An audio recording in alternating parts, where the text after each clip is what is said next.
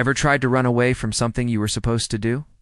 Well, let me tell you about a guy who tried to run from God, and it was a big mistake.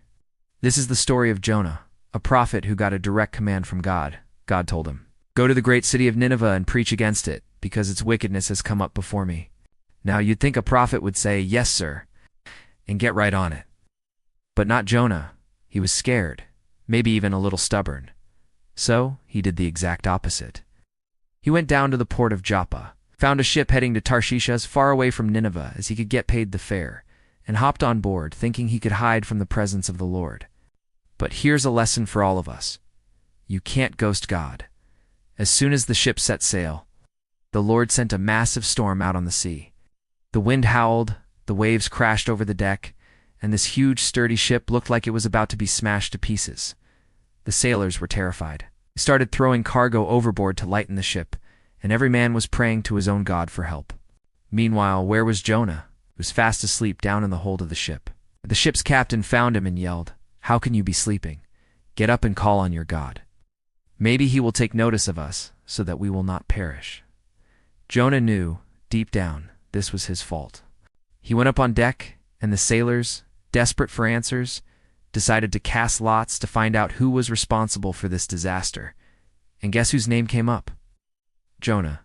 They surrounded him. "Tell us, who is responsible for this? What is your occupation?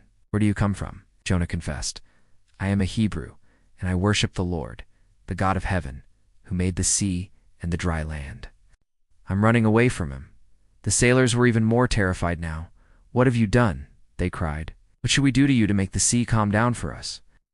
Jonah, realizing there was no escape, told them, "Pick me up and throw me into the sea, and it will become calm. I know that it is my fault that this great storm has come upon you." The sailors tried to row back to land, but the storm was too strong. Finally, with no other choice, they prayed to God for forgiveness, picked up Jonah, and threw him into the raging sea. Instantly, the waters became calm. But Jonah's story was far from over. As he sank beneath the waves, the Lord provided a giant fish to swallow him whole. Can you even imagine? Jonah was alive inside the belly of this massive sea creature for 3 days and 3 nights. In the darkness, in the depths, Jonah prayed. He finally surrendered, repented, and acknowledged God's power in salvation. After 3 days, the Lord commanded the fish, and it spit Jonah out onto dry land. He was alive, humbled, and ready to listen.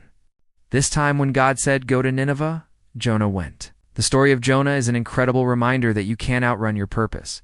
God's plan will always find you, sometimes in the most unexpected and dramatic ways.